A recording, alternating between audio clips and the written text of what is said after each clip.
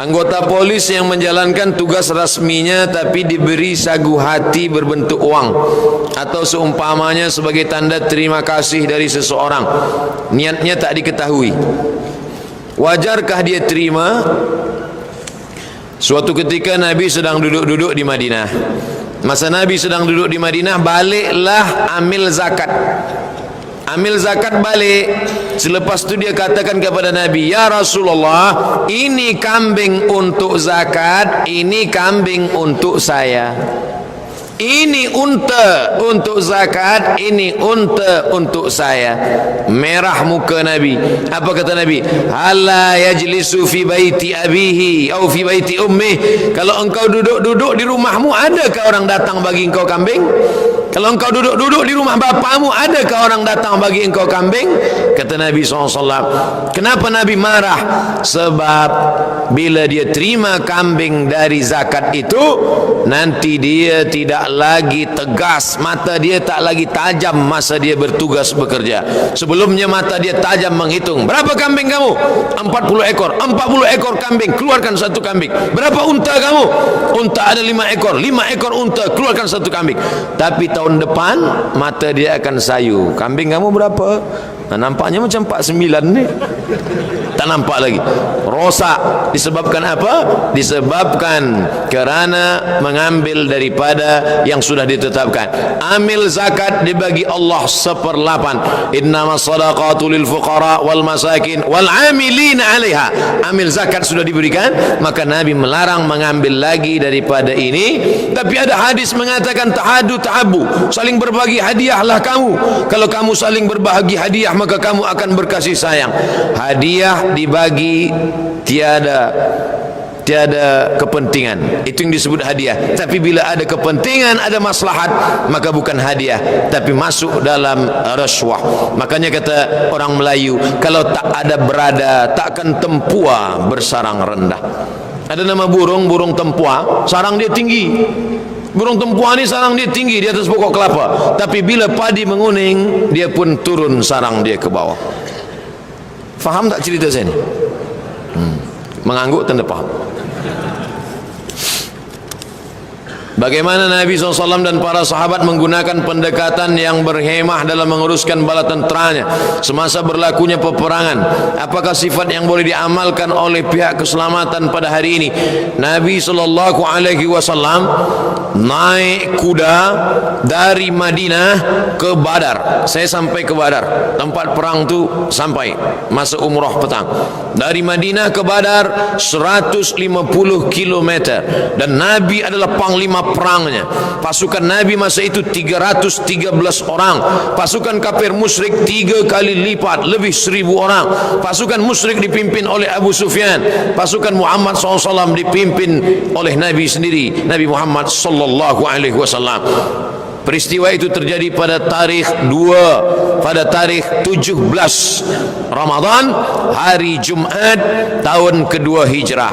Hari Kamis malam Jumaat, Nabi salat dari Maghrib ke Isya, dari Isya hingga ke subuh, mengangkat tangan berdoa, Allahumma a'izzal Islam wal muslimin, tolonglah pasukan Badar ini ya Allah. Maka sampai ketika Nabi berdoa tengah malam, datang Abu Bakar Siddiq, menengok angin kencang berhembus, terbang surban dari tengkuk Nabi. Datang Abu Bakar berkata, hasbuka, cukuplah itu ya Rasulullah, cukuplah itu ya Rasulullah, engkau sudah berdoa, sudah letih perjalanan panjang. Tapi Nabi tetap juga berdoa. Nabi bersama para sahabat. Apakah Nabi kerana dia pimpinan, kerana dia panglima perang, lalu dia berkata, aku, kamu semua tak boleh? Apa kata Nabi SAW manakala datang seorang sahabat, ya Rasulullah, ya, apakah ada wahyu turun menunjukkan di mana kita akan bermalam malam ini berkemah? Kata Nabi, tak ada. Kalau tak ada wahyu, kalau begitu boleh saya bagi pendapat, menurut saya kita berkemah di sini ya Rasulullah. Kenapa kita berkemah di sini? Karena kalau kita berkemah di sini dekat dari tempat air. Kalau kita sudah menguasai tempat air, maka dalam strategi perang di gurun pasir kita pasti menang. 1-0 kita sudah kalahkan musuh. Kenapa? Karena kita sudah menguasai tempat air. Apakah Nabi berkata, kamu jangan bagi-bagi pendapat, akulah Nabi, Jibril turun padaku saja? Nabi tetap menerima pendapat para sahabat. Begitu juga dalam perang Khandaq. Datang Salman Al-Farisi, ya Rasulullah, ya, itu musuh kita di Makkah akan menyerang Madinah, ya, ini Madinah, ya, ini bukit, pintu masuk kecil. Bagaimana kalau kita gali parit yang besar supaya kuda tak boleh menyeberang? Menggali parit besar itu bahasa Arabnya khandak, maka perang itu disebut dengan perang khandak. Tempat-tempat menggali parit itu ada 7 pos. 7 pos itu sekarang dijadikan 7 masjid, disebut dengan Masjid Sabah, Masjid 7. Bolehkah kami gali ini ya Rasulullah? Kata Nabi, sila. Ini menunjukkan Nabi walaupun dia panglima perang, walaupun dia dapat wahyu, tapi hubungan dia dengan para sahabat, dan Nabi ikut menggali tanah itu. Hadisnya sahih. Buka cerita tentang perang Khandaq, ketika sahabat melihat tanah liat basah di perut Nabi. Nabi pakai seluar panjang di dalam, lalu kemudian jubah dia diangkat ke atas, dia gulung. Masa Nabi mengangkat batu itu, berpeluh perutnya. Sahabat Nabi berkata, aku melihat perut Nabi bercampur dengan tanah. Maknanya apa? Nabi ikut menggali ke dalam dan ikut mengangkatnya ke atas. Itulah dia Sayyidul Anbiya wal Mursalin. Ketika Nabi bersama dalam musafir, apa kata sahabat-sahabat? Kata sahabat, ya Rasulullah, aku yang akan mencari makanan, aku yang akan menyembelihnya, aku yang akan memasaknya, aku yang akan mengulitinya. Apa kata sahabat? Kalau begitu aku yang akan mencari kayu bakarnya. Begitu Muhammad sallallahu alaihi wasallam. Kalau Abdul Somad, enggak, kalian cari semua, aku yang menghabiskannya. Jauh kita dengan akhlak Rasulullah bersama sahabat-sahabat. Apa hukum menyambut Maulidur Rasul, melakukan perarakan, meraihkan majlis? Kerana sesetengah pendapat mengatakan itu bid'ah. A'udzubillahi minasyaitonir rajim. Wa dzakkirhum bi ayyamillah. Ingatkanlah umat ini tentang nikmat-nikmat Allah. Jamaah Masjid Bukit Aman, ingatlah nikmat sihat, ingatlah nikmat jawatan, ingatlah nikmat mata, ingatlah nikmat telinga. Itu yang disampaikan khatib di atas mimbar. Ingatkanlah nikmat Allah. Tapi ada nikmat yang paling besar daripada nikmat mata, nikmat telinga, nikmat nyawa. Apa itu? Nikmat datangnya Nabi Muhammad sallallahu alaihi wasallam. Maka meraihkan Maulid Nabi adalah mengingatkan umat, mengingatkan Melayu Malaysia, mengingatkan muslimin muslimat bahawa telah datang Nabi kamu. Wa dzakkirhum bi ayyamillah. Ingatkanlah mereka tentang nikmat terbesar Maulidur Rasul, mengingatkan tentang kedatangan Nabi Muhammad sallallahu alaihi wasallam. Orang tak lagi ingat 12 Rabiul Awal sebab kita pakai kalender Januari, Februari, March, April. Lalu kemudian dia tengok ramai-ramai orang meraihkan di tengah jalan. Dia tanya, apa ni? Ini jam penuh apa ni? Orang sedang maulid. Oh, maulid hari ini. Allahumma salli ala sayyidina Muhammad wa ala ali sayyidina Muhammad. Yang kedua, ada seorang lelaki, dia suruh budak dia, sahaya dia, nama sahaya dia Suwaibah. Suwaibah, engkau jaga adik iparku. Nanti kalau anak dia lahir, engkau bagi kabar pada saya. Baik tuan. Lalu kemudian adik ipar dia lahir. Nama adik ipar dia Aminah. Aminah melahirkan anak. Selepas itu senang betul hati dia. Nama dia Abu Lahab. Kata Abu Lahab bertanya kepada Suwaibah, wahai Suwaibah, adik iparku melahirkan anak lelaki apa perempuan? Kalau perempuan kita kubur hidup-hidup. Anak lelaki tuan. Siapa namanya? Diberi nama oleh Abdul Muttalib dengan nama yang belum pernah dipakai nama orang lain. Itulah dia Muhammad sallallahu alaihi wasallam. Apa kata Abu Lahab? Wahai Suwaibah, mula malam ini, malam Isnin 12 Rabiul Awal, aku berhentikan, tidak lagi menjadi budak, tak lagi jadi sahaya, engkau menjadi orang yang merdeka. Apa balasan Allah kepada Abu Lahab yang gembira menyambut kelahiran Muhammad sallallahu alaihi wasallam? Abbas, disebutkan dalam Sahih Bukhari, Abbas bermimpi berjumpa dengan Abu Lahab. Wahai Abu Lahab, ya, engkau masuk neraka Abu Lahab. Betul. khuffifa alayya fi kulli isnain, tapi azabku diringankan setiap malam Isnin, li'itaqi Suwaibah, kerana aku membebaskan Suwaibah. Bersyair ahli hadis namanya Al-Hafiz Al-Maqdisi, 6 bait syair. Idza hadza kadza idza kana hadza kafiran jaa dhammuhu tabat yadahu fil jahim mukhlida ata annahu fi kulli yawmil itsnain abada yukhaffaf anhu al-'adzabu masruran bi ahmada fa kaifa billadhi tula umruhu bi ahmada masruran wa mata muwahhida. Kalau Abu Lahab yang kafir saja diringankan azabnya setiap Isnin, apalagi umat Muhammad sallallahu alaihi wasallam. Dalil yang ketiga, sebetulnya banyak lagi dalil nih, tapi karena waktu kita tak cukup. Sebetulnya waktu tak cukup, Ustaz tak ingat.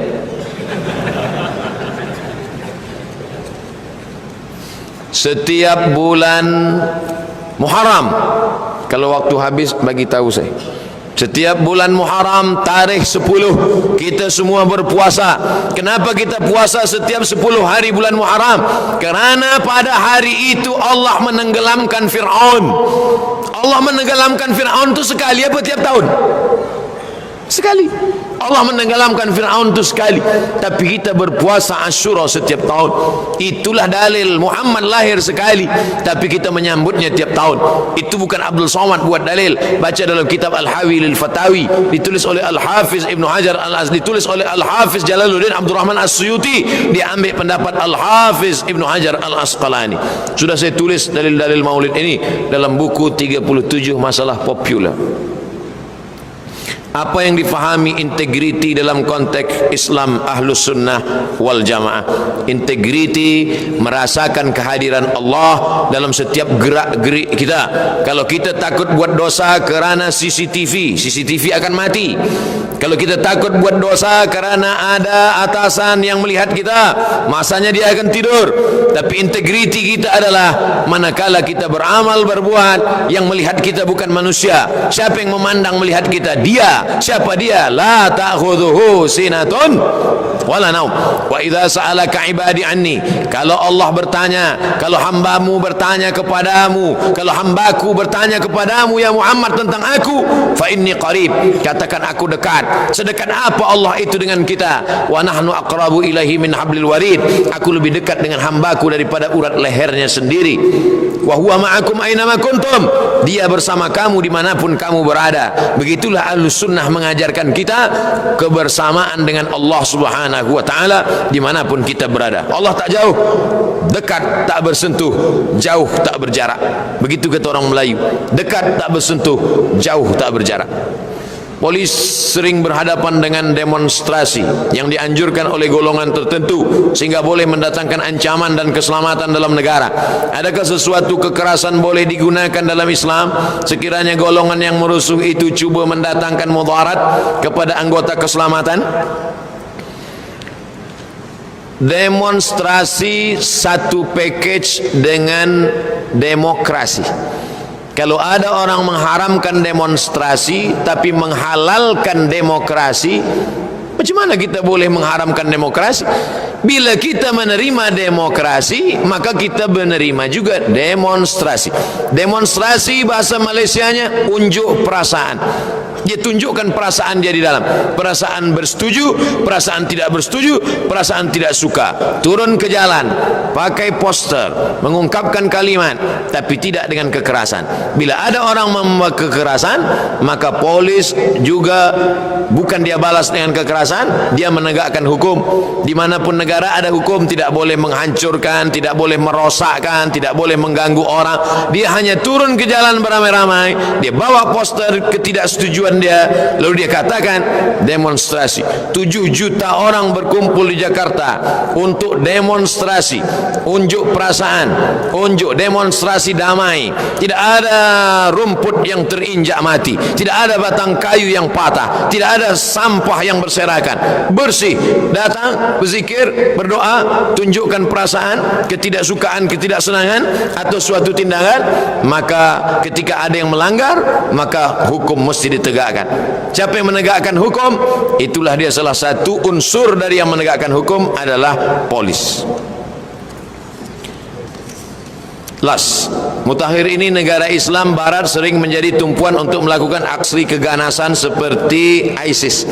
Apakah ideologi yang mereka anuti sehingga sanggup untuk menghalalkan darah sesama umat Islam maupun orang bukan Islam? Ahlus sunnah wal jamaah tidak menghalalkan darah orang yang bersyahadat asyhadu an la ilaha illallah wa asyhadu anna muhammad rasulullah. 3 ciri ahlus sunnah. Pertama, tidak menghalalkan darah.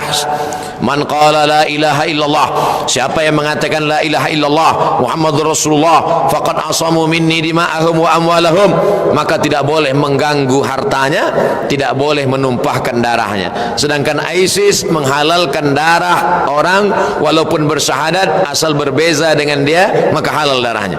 Itu menyebabkan ini keluar dari Ahlussunnah wal Jamaah. 2, dalam Islam umat Islam membaiat khalifah. Umat Islam berkumpul membaiat Abu Bakar Siddiq, sedangkan dia tidak membaiat khalifah. Dia mengangkat dirinya menjadi khalifah. Abu Bakar Al-Baghdadi mengangkat dirinya dan meminta orang lain membaiat dia. Itu beza Abu Bakar Siddiq dengan Abu Bakar Al-Baghdadi. Maka keluar dari Ahlussunnah wal Jamaah. Yang ketiga, cara-cara perangnya bukan cara perang Ahlussunnah wal Jamaah. Ahlussunnah wal Jamaah berpegang kepada sunnah. Satajiduna rijalan fis sawami', kamu akan bertemu dengan pendeta-pendeta. La ta'ridu lahum, jangan ganggu pendeta, jangan hancurkan gereja, church. La taqtulu sabiyan murdi'ah, jangan bunuh anak kecil. Wala syaikhan faniyah, jangan bunuh orang tua renta, jangan bunuh perempuan yang menyusukan anak. La ta'qiranna nakhla, jangan cabut pohon kurma. La taqta'unna syajaratan, jangan potong pokok kayu. La tahdimu buyutan, jangan hancurkan rumah. Apa yang mereka lakukan? Membunuh anak kecil tak berdosa, menghancurkan rumah-rumah, bahkan makam-makam imam-imam pun dihancurkan. Makam Imam Nawawi salah satunya. Apa salah makam? Oleh sebab itu ini menyebabkan keluar daripada golongan Ahlus Sunnah wal Jamaah. Mudah-mudahan kita diberikan Allah cahaya terang benderang sehingga boleh membezakan mana Ahlus Sunnah wal Jamaah, mana Ahlul Bid'ah yang sudah keluar daripada sunnah. Amin ya rabbal alamin. Terima kasih atas segala perhatian. Mohon maaf atas segala kesilapan dan kekhilafan. Waffaqanallah lima yuhibbu wa yardah. Subhanakallahumma wa bihamdika asyhadu an la ilaha illa anta astaghfiruka wa atubu ilaik. Wa sallallahu ala sayyidina wa maulana Muhammad wa ala alihi wa sahbihi wasallam. Walhamdulillahi rabbil alamin. Terima kasih. Assalamualaikum warahmatullahi wabarakatuh.